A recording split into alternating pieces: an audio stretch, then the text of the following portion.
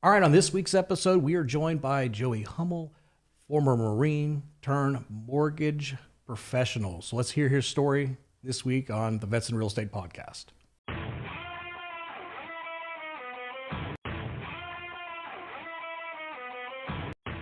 All right, well, Joey, thank you so much for joining us this week on Vets and Real Estate Podcast. Definitely excited to hear your story, and I think you are going to be the second lender we've had on and the first one working for a bank, so your journey is going to be a little different than what we've had in the past, so I'm actually kind of excited to hear that side of your story. Yeah, absolutely. So tell me what you did in the Marine Corps. I was in the Marine Corps from 99 to 04. I joined as a crew chief on a helicopter, a CH-46 Echo. Okay. They've retired it now. The V-22 replaced it. Sure. And we just was there to fly with the pilots and make sure everything worked, and it didn't problem solve. There was an issue, or to keep the mission going and keep the aircraft in the air and get the troops in and out, get the supplies in and out, whatever we needed to do. Yeah, those were always fun. We were Army guys, so we were flying in the 47s, but it was every now and then a little bit bigger. Yeah, every now and then you get one of the you get one that comes in. You're like, oh, this is different. This is you paint them a different color. Like it's a little different. Yeah, but, the gray color. But, yeah. The Chinook is like about 140 feet, 140 feet long, rotor tip to rotor tip, and the 46 is only like 84 feet. Okay. So it's a little smaller. A little bit. Yeah, but the ones we flew in were used in Vietnam. So they had the engines have been reworked so much they pretty much didn't have much lift anymore, and we were limited on how much troops we could move. So it was time to phase them out. Sure, and I mean that's what you started seeing in I know Marine Corps Aviation. So I was an Apache guy, so you start to see those things kind of change a little bit. The updates to the Cobra, all that kind of fun stuff. Oh yeah. So yeah, absolutely fun stuff. One of my favorite memories from when I was in the service was we're sitting in Kuwait. And we had aviation, squadron that was coming in from the Marine Corps. Cobras, it's Apache guys. So we're like, let's take the opportunity of some cross training. And it went exactly how you expect, putting a bunch of soldiers, a bunch of Marines together, trying to cross-train, pilots trying to cross-train. It was absolutely terrible. Were you at Ali Asalam? Is that where you're at? I don't remember off the top of my head now. Yeah. We were in and out of Kuwait so many stinking times. But yeah, it was a joint training, kind of prep it. And that.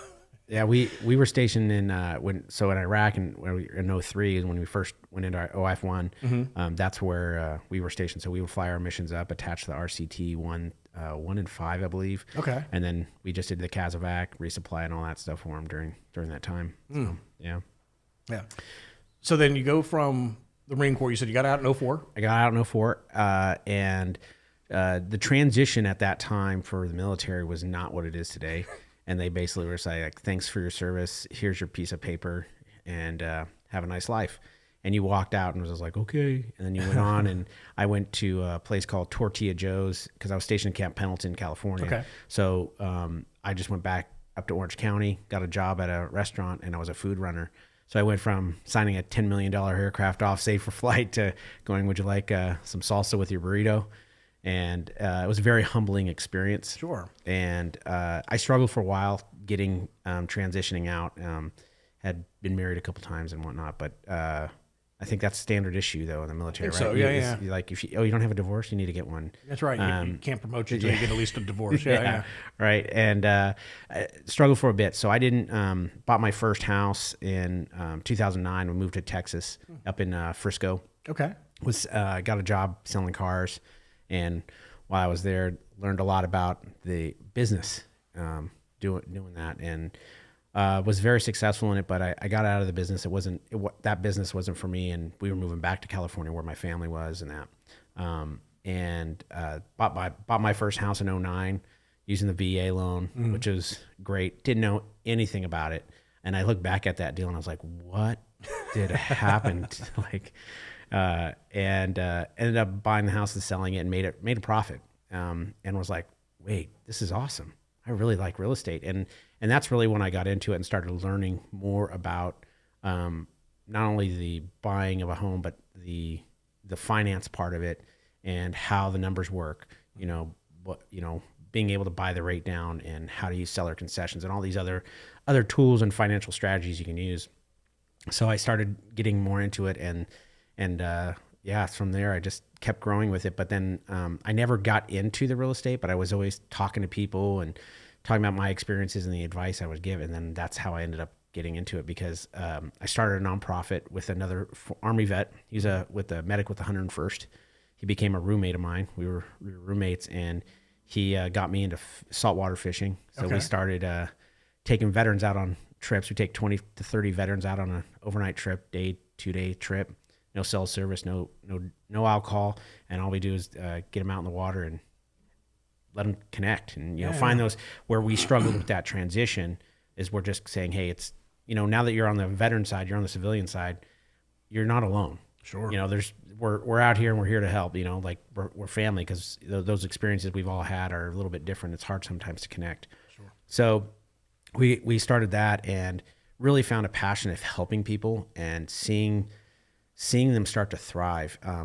We had a guy start a business, and he retired from the police force. It's called Beacon Training Group out of up in Illinois. Okay. And they help teach gun threats, and they go into the schools and teach people how to handle gun threats for these teachers.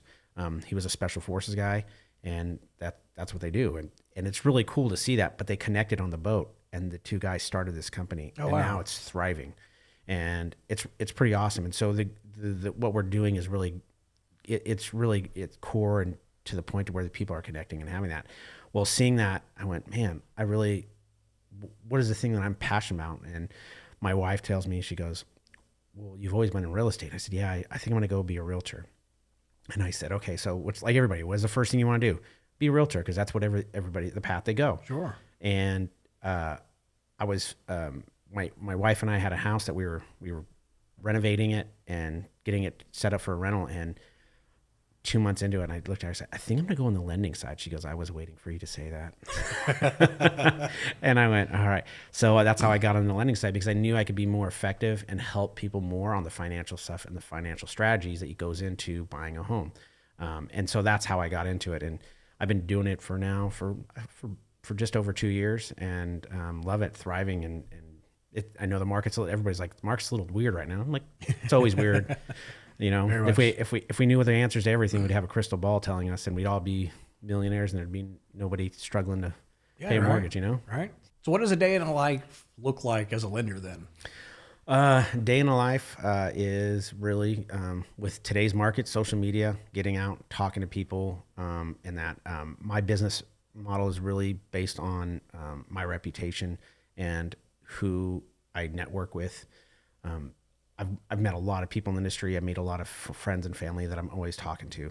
And it's always an opportunity. It's really showing people the knowledge that you have, because when people are investing in their into a home, it's the largest purchase of their life. So you have to make sure that you understand and put their best interest in it. So it's me talking to people every time. And then a lot of times sitting in front of a computer, looking at what the market's doing, looking what, how the market is affecting it, what the interest rates are, and then structuring loans and talking to people about what they're trying to accomplish and how do we navigate that for them.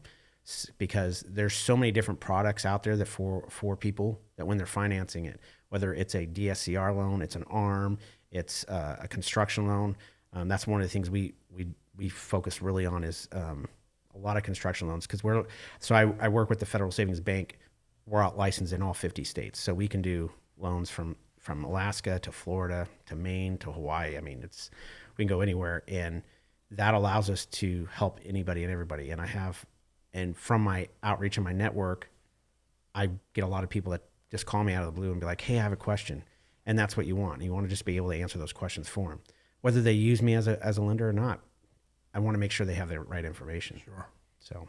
So then you're not in an office every day. It's not kind of, I guess when you think lender, you think suit and tie, show up to the bank. Like, I'm sure there's a little bit of that. There is a little bit of that. And you have to maintain yourself as a professional manner, because you have some people that are building $1 million to $2 million homes, and you're dealing with everybody from a specialist in the Army to a 2-star general. So you have to treat everybody with the same amount of respect.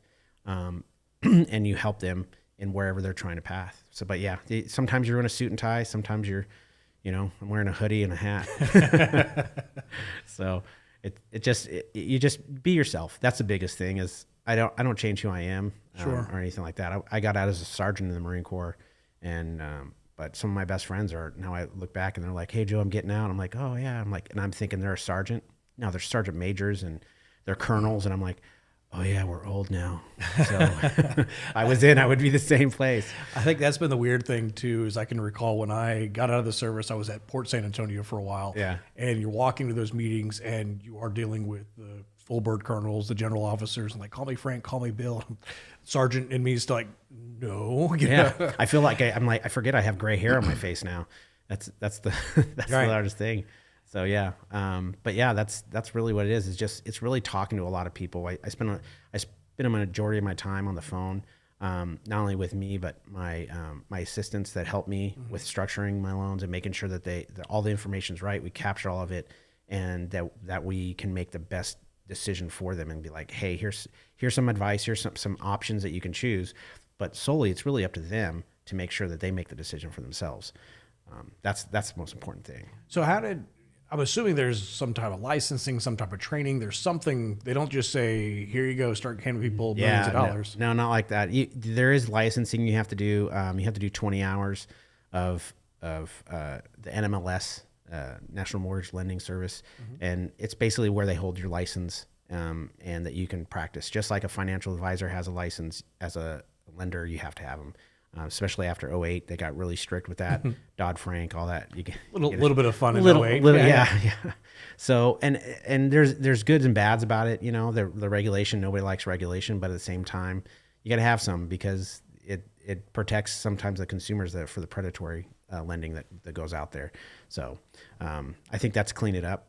It cleans it up a little bit, which is good. Okay. So it's literally just 20 hours of class, and then you take a test, Well, you then pass your license, and then Yeah, then you take a test, and it's a lot of fiduciary stuff and understanding the guidelines. 3-day rules, 10 days here, making sure that the client isn't aware of stuff, especially like with an ARM, which has happened in '08. Everybody was signing up for these ARMs and they didn't know it, and they're like, "Oh, my mortgage is only $1,000, and I'm buying $1 million house." The math doesn't add up. So Right. it's the making sure there's complete transparency with their clients and educating them. so you get your license at that point. You get your license. I take the test, pass the test, and once you pass your test, now you're a licensed mortgage loan officer or lender, or however the term you want to say. And after that, we went to trying to get hired and get on. And I was on with a company originally that nobody was really getting hired in 22. Everybody was leaving, and Right. I'm coming in, and they're like, "What are you doing? Like, you were supposed to be here 2 years ago in 2020 when everybody was doing it." I was like, Sure. "Yeah, but I don't have any bad habits." So, Fair. and so I walked in and started, learning the processes and everything like that. I already knew a lot of the knowledge of mortgages and how an ARM works and all those aspects of it, and started just letting people know, "Hey, I can do loans. I can do loans." And I was like, "Well, I'm not buying a house right now. Rates are going up." I was like, "That's all right." But it didn't, I think it took me like 3 or 4 months to get my first loan. And I did it, knocked it out. I had a good help from a guy named Julian who was awesome. He helped me out, making sure that I was doing it the right in the systems and having all that. And now this past year, I've like tripled my numbers, and if you get into that, and now it's just building the reputation. And to me, that's the most important thing, is building that reputation. In whatever you do in life, is making sure you do things ethically and to the best of your knowledge and honest to everything, because at night you get to sleep at night, and I don't stress about that. Sure. Like I don't have to remember my lie. When people, that's the hardest part. So yeah, that's where it is, and I just it just kept growing from there. And I have a great team now. I work with it's called Fox Guidry team, Okay. and we do quite a bit. We're a pretty amazing team.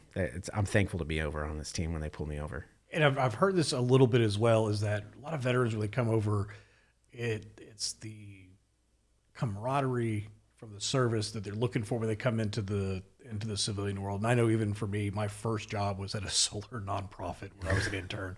And if you want to talk about like sitcom, like straight laced Army versus environmental hippies, like it was night and day different, right? They're like, show up at, work starts at 9. Everybody kind of rolls through like at 10:30. I was like, I You don't said have 9. keys. I'm sitting here, it was a vast different, kind of organization, and know quickly, like I didn't mesh with the team. Are you kind of seeing the same thing, or is that kind of what drove you to go for a team? I think when I first came in, I was really going, I just need to get in. So Fair. And that's where I went. And the place I was at, I was there 4 months, and I was like, this is not the right place for me. It wasn't a healthy environment. And so I started looking, and as I was talking to multiple different lenders and banks, I ran into Jen Guidry, who's one of the top lenders in the nation. She was number 1 in San Antonio, and just she's helped so many people not only finance their construction loans, building custom homes, to everything. And she goes, you need to come over here. So she pulled me in, and after that, it was just being on the right team, and everybody's like, what do you need? What do you need to be successful? She goes, and they guided me, and that's where my numbers just taken off from that. And they were really, even now to that support, it's not, everybody's always there for us. Whether, like, I get calls from them going, hey Joe, I have a question about the VA loan. I'm like, yeah, what do you need? And so we go into depths on that and how it works, who's qualified, how do you get qualified. And that's the thing that you want as a team. Like, we don't just go to work together. Afterwards, sometimes we go out and we'll go to dinner, families get together. That's what you want, much like the military. And that's why this team, to me, speaks volumes. So, and I think that's what a lot of veterans, when they transition, I think they struggle with that. And I know for me, that's what I kind of felt like, the same thing. And I know we've had multiple folks at this point we've kind of interviewed. They've all kind of said that same thing, was that they struggled. You come out of the military where you've got purpose. You're there. You know what you're doing. You know who's there. It doesn't matter if you do them or you don't. Or I even tell the story of we kind of do an annual hunting trip. Like the guys that I deployed with, both deployments, we all kind of get together, and it mostly every year. And there was a guy that I had, the last time I saw him was he was getting on a plane from Iraq. I was on the next flight after him. We didn't see each other when he got back to the unit. It'd probably been 8-9 years. As soon as I saw him, I was like, Sam, Will, dude. And that was it, right? Like, 8 years didn't happen. I mean, obviously we both got older, fatter. We got kids, got married. Like, life had changed, but like that connection was right there. And it's so hard, I think, for veterans to find that. Well, and I think that the thing that struggles with that is, and we talk about this through nonprofit, is when we first started, it was taking veterans fishing, and everyone was like, why am I going to give money to a foundation, a nonprofit that all you're doing is doing a vacation for veterans? Like, what's really the purpose behind it? And it made me really think of, like, what are we doing? Like, I mean, like I was telling you before, I mean, there's about 40 to 45,000 veteran nonprofits out there. Yeah. Like, which ones are actually doing good work? Which ones are actually making impact? And it made me really think. And so I started doing a lot of research and understanding where veterans are, not only through what I've been through, but with other veterans. And it comes down to what I found is, when we're in the military, I'm here to make sure that you go home at the end of the day, and I'm going to sacrifice my life for you. Right. And you're doing, no, I'm going to sacrifice my life so that you are okay and you can go home to your family. And that's what our mentality is. And then we get out of the military and we go into a civilian world and be like going, hey, I got to step on your back because I want to move up the chain. And you're like, wait, what? So and that's where it's that disconnect. Mm-hmm. So when you get around a veteran, you go, oh, you're in the military. There's a common mental thing that we have is going, okay, I got you. You don't need to worry about anything. Right. I trust you. It's an unspoken trust. And now, does that mean that every veteran's like that? No, it doesn't. Some veterans are not, but I'll tell you, once that veteran crosses that line and breaks that trust, they're gone and they're not in the community anymore. Like, it'll go around, and you don't even have to say anything. Everybody just knows. Well, even in service, right? I mean, at least in the Army, it was the Blue Falcon, right? It was that mindset that you knew who was there and you knew who weren't, and quickly if you got labeled, that guy, then you kind of got pushed out. Right. And that to me, that was the biggest thing, is your reputation precedes yourself in everything that you do in your life. So if you're a Blue Falcon, and if you don't know what a Blue Falcon is, you can look it up. But it's a military term that we give to is a buddy. You can figure out the second word on that one, but that's what it was. And so we, yeah, you got to help out. You got to take care of your the people. So have you found, I guess, on your team, is there other military that are there, or other veterans that are there, or are you kind of the lone wolf? Or? No, actually, there's one other veteran there. Her name is Pearl Cook, and she was Air Force. She's retired Air Force, and she does just the same as us. But we're always helping support her. I mean, she's helped me in areas and I've helped hers, and but you know, we poke at each other a little bit because she was Air Force and I was Marine Corps. She was smart. I'm dumb. It's kind of, you know, but yeah, it was a common bond that we helped in that. So. And have you found, I guess, your relationship with her, that you guys kind of push each other a little bit differently than others? Not really. I think because in our environment, it depends on how much you are. It just depends on where you want to go with your career, and that's the thing that makes the difference. It's just where you're at.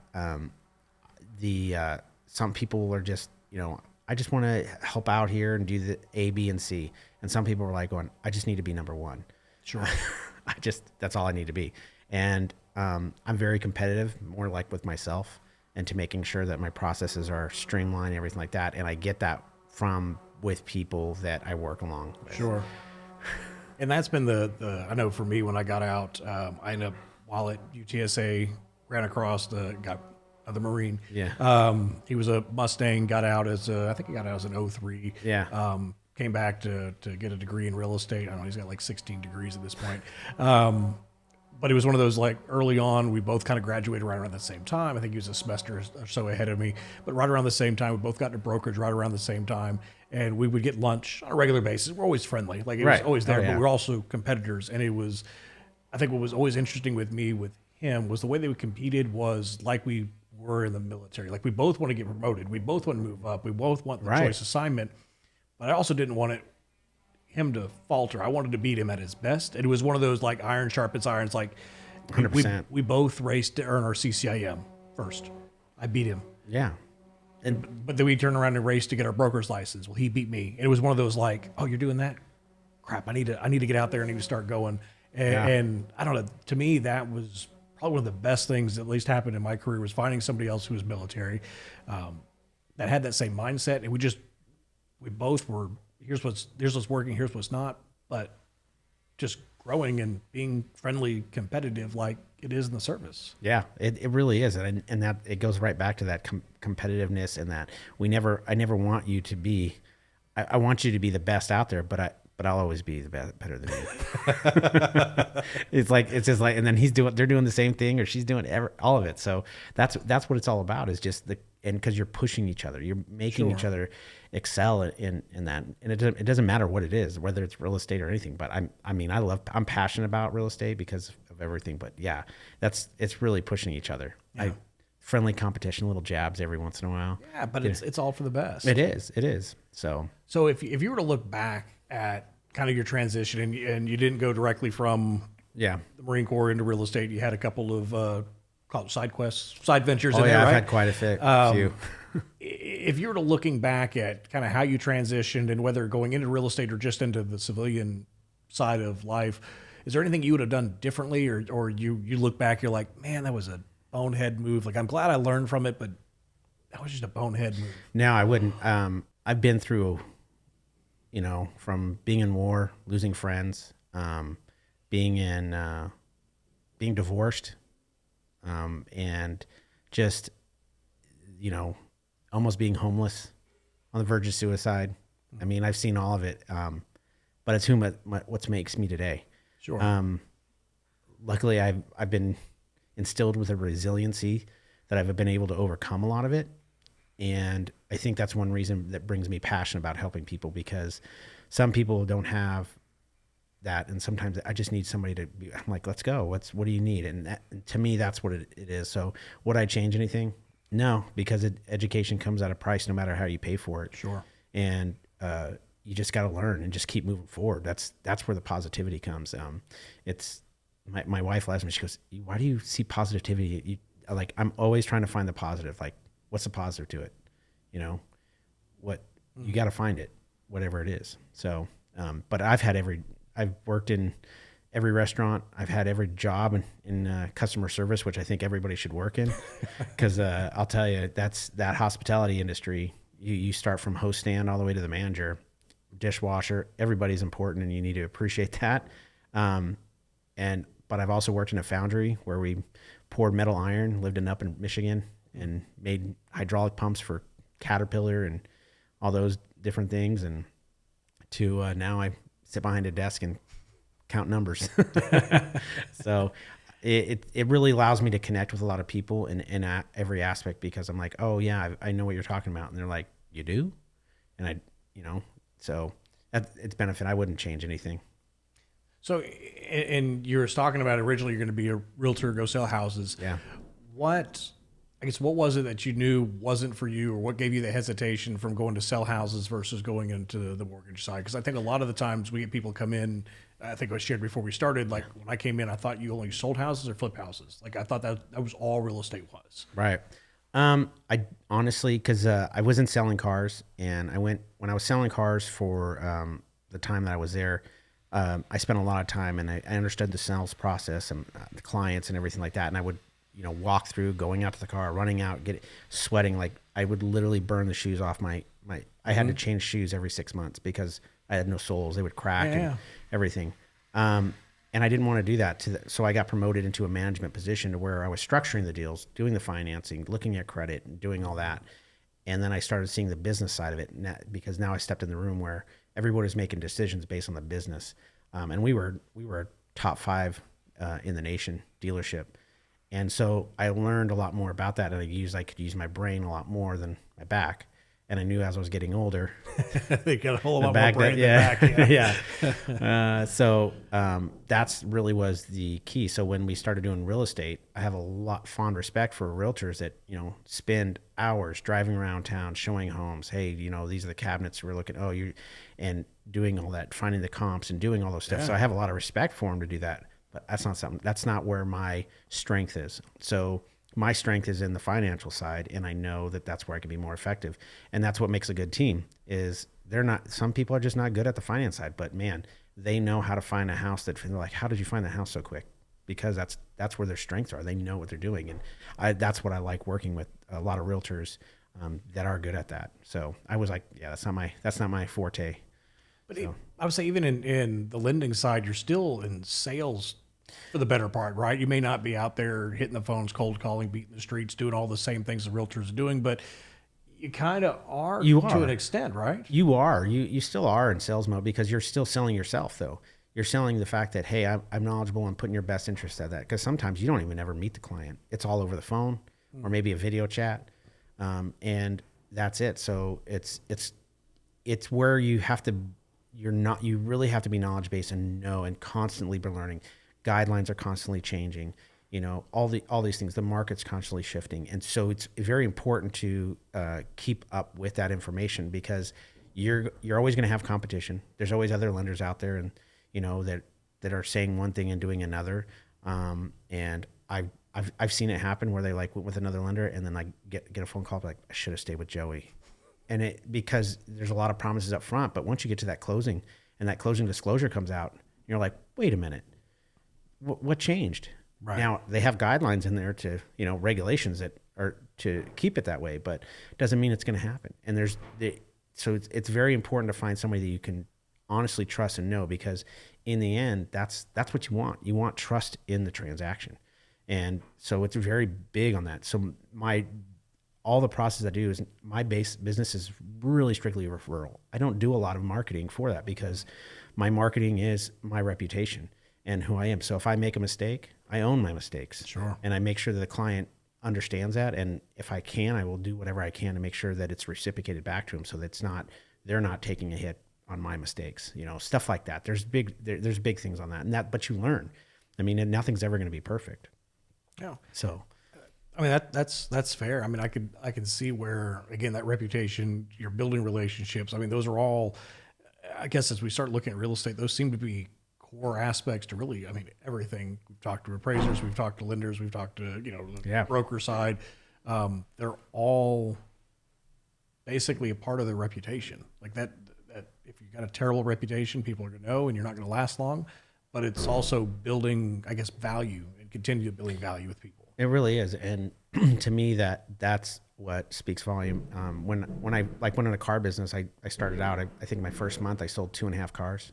I mean, that's not going to feed the family. Yeah. And my last month I sold 39. So my little change. So but the reputation is I didn't have to start looking for clients. Clients came to me. They'd be like, hey, my friend told me, and that's the continued effort of making sure that you maintain the same process and you treat every client with the best, whether they're a 4-star general or a private first class who needs to buy a house because they're about to have a kid. Sure. You know, whatever that scenario is, and that's the most important, and because that's what you're trying to help out.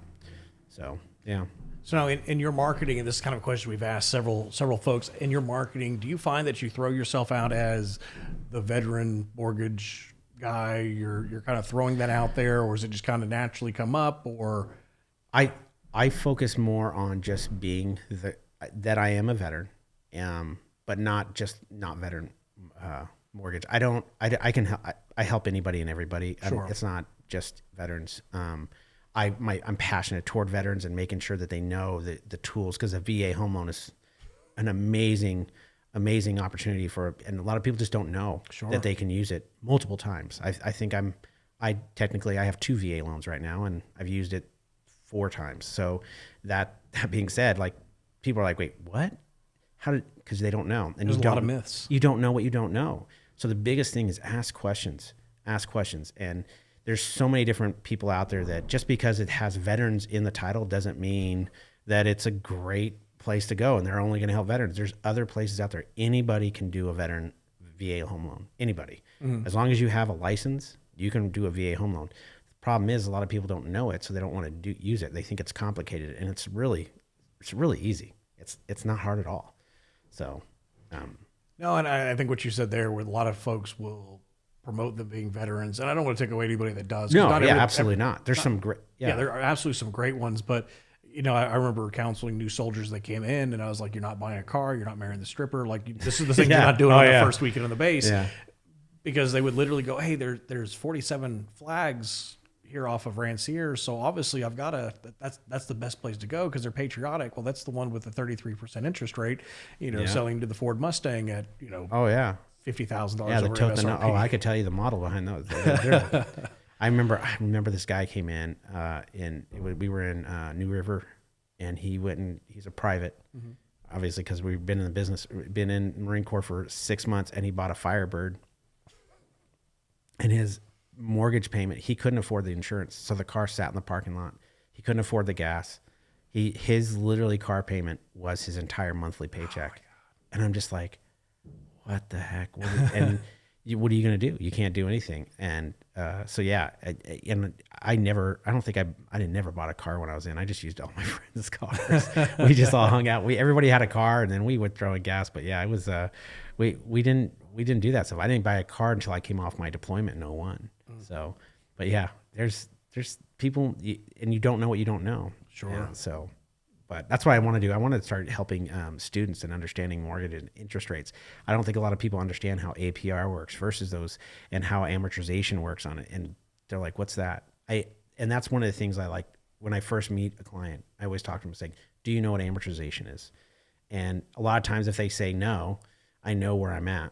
And Sure. sometimes they say, oh yeah, I do. Then I'm like, okay, I know what kind of client I'm working with at the knowledge base, because some people, and I walk them through the whole process of what's going to happen. So they have a good firm understanding. And that's my biggest thing, is I want to make sure they understand. No, and I'd say that's the same thing we talk about as well, especially the lending side for commercial. Is the question I get is like, why are these loans, like, why is the term so short? And I was like, well, how long, when does the bank make most of their interest back? Yeah. First 5 to 7 years, right? Well, coincidentally, your loan is between 5 and 7 years. Maybe you get 10 if you're lucky, right? But coincidentally, they're making you refinance every time that that amortization schedule changes a little on them. Yeah, the average person lives in a home 5 to 7 years. Okay. On the residential side. And a bank, if you look at the amortization, you're always going to make their money up front. And after 2 years, your loan gets sold. Mine went from I forget, it was one of my rentals I had that I refinanced it, and I capitalized on 220, got a 2.375 interest rate, 2 years later to the day, man, that loan was gone and it went to another bank because they're like, I get it. They sold it off and went to another bank. And so, and it's going to happen again. Yeah. So, cause they're like, man, I'm just not making any money on this thing. So, and we can go, yeah. Mine was the same thing where all of a sudden it's like, you're going to Morningstar. Oh, congratulations. We're Mr. Cooper. And I'm like, oh no. It's just how it is. Everybody wants to. And so that's the other part is when you're structuring these deals, a lot of people will say, oh, look, their interest rate's better. Is it better? There's other plays that, there's a front end and back end. There's where it's just moving numbers around, and how they construct it. So you just need to find out what's the best one for you. Make sure that you have the right information, because a lot of people will, smoke and mirrors on how to get that done and that. So, yeah. Well, and I would imagine you probably speak to it more. The average consumer probably goes, I can afford that payment. Good. Yep. We're done. Yep. And like that, they're not going to look any further. They don't really hunt interest. They just look at, can I afford it? Then. Right. And that's where I go, what are you most concerned about budget wise? Is it the price of the home, or is it your monthly payment? They're like, well, my monthly payment. Okay, great. So what's your budget? Like, I can tell you qualify for a $700,000 house and your mortgage is $5,000 a month. They're like, well, I don't want to spend $5,000 a month. I only want to keep my mortgage around $3,000. Okay, well then let's make sure that this is where you need to be budget wise. Sure. Because it's not about me trying to get the largest loan. It's me trying to find you the best budget for you so you can enjoy your life. So you're not eating ramen, 5 days out of the week, but you have a nice house. Or you don't have the Firebird sitting. You don't have the Firebird sitting. Yeah. I mean, and so that's the biggest thing and that's why I talk about financial strategies, putting your client's best interest in heart, in that. And that's where the sales, I think a lot of the ethics in doing our job as a lender is to put those in there. And in any sales job, you always have that conflict of, because it's commission driven. Sure. Is it the commission or is it the client? And if you're going to put the commission before the client, then maybe this isn't the industry you need to be in. And that's the biggest thing, is the client needs to come forth. And that is, to me, in the forefront of how you build your business model. That's the long game. And you will always be number one. And people are like, and that's when you get the questions, how'd you do it? Mm-hmm. You go, I don't know. And then that's how you grow, and you grow and grow and grow. Well, and I think that's one of the things that I think as I coach agents, I work with agents on a regular basis. I think that's always one of the things that frustrates me the most is you hear the sales talk, or those kind of things where, oh, it's the mind game, it's this, here's how to manipulate that. And I'm like, why don't you just show up and give them value? Yeah. Like, you don't have to play games. If they're not going to close now, don't push them into something they can't do. Help them. Yeah, I'm not a very pushy salesman. I have people say, hey, Joey, I went over here because, these production builds, they have these aggressive rates. And I'm like, that's awesome. I'm like, I'm so happy for you. I literally had a realtor that we're helping a client right now. I was referred to him by his financial advisor, and I got him pre-approved, and he connects me to his realtor. The realtor, when I started talking, of course, we start interviewing, like, okay, I've never worked with you, but we're going to work together. And I ended up talking to her, and she goes, well, what if we find a house that's, these production builders and da-da-da. I'm like, well, then that's the best interest of the client. She goes, really? She goes, yeah. She goes, oh, okay, I'm saving your number. I'm like, why? She goes, because there's so many lenders out there that will try to sabotage that because they're trying to, and I said, but it's not it's for them. Like, they're going to eventually may have to refinance, or they're going to buy another house. Like, I want people to refer me like, hey, he had my best interest. And when you get that LE, or the loan estimate that you get in the beginning, send it to me. I'll review it with you. I'm like, yeah, okay, no, that looks good. Yeah, just make sure that, they said they're going to cover your closing costs. So make sure this line right here shows 0 when you go back, and you'll get this. And I explain, and they're like, oh my gosh, thank you so much. And that's what it's about. It's helping people. Sure. So yeah.